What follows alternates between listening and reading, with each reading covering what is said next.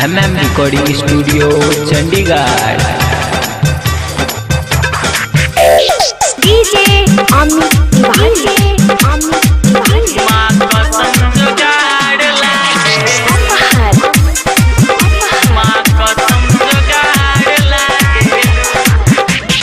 जहिया से देखनी भैनी हम पागल, रतिया में सूती न रहिले जागल। जहिया से देखनी भैनी हम पागल, रतिया में सूती न रहिले जागल।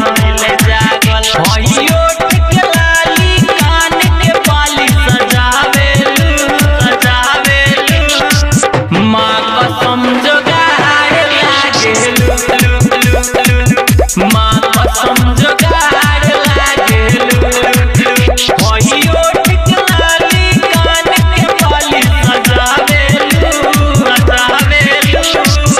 माँ कसम जोगाड़ लागेलू, माँ कसम जोगाड़ लागेलू, माँ कसम जोगाड़ लागेलू। डीजे अमित तिवारी माँ कसम जोगाड़ लागेलू।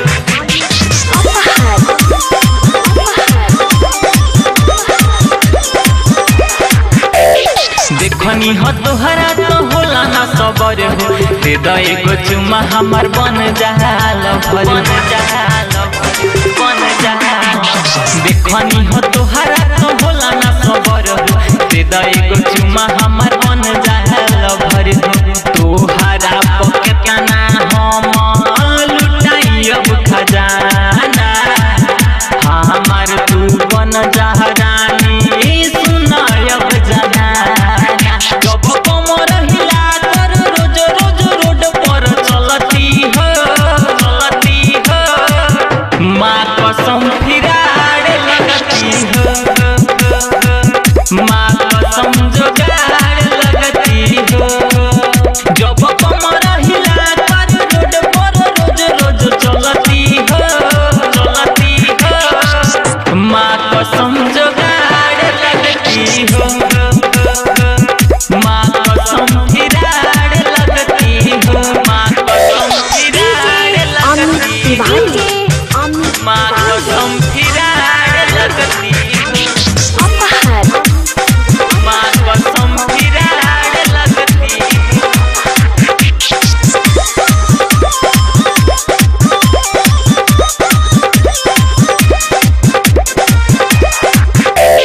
राही राहुल रखे सब पे नजर हो, गुडुआ मुकेश के होला ना खबर हो, राही राहुल रखे सब पे नजर हो, गुडुआ मुकेश के होला ना खबर हो। दिला पाके दिलावा दिहलू कइलू तू सगाई, पागल बनले बा तोहर बेवफाई। जब माथ पर बिंदी कान में बाली सजावेलू, माँ कसम जोगाड़ लागेलू, माँ कसम जोगाड़ लागेलू। जब कान के बाली ओठ के लाली सजावेलू, माँ कसम जोगाड़ लागेलू, माँ कसम जोगाड़ लागेलू, माँ कसम जोगाड़ लागेलू।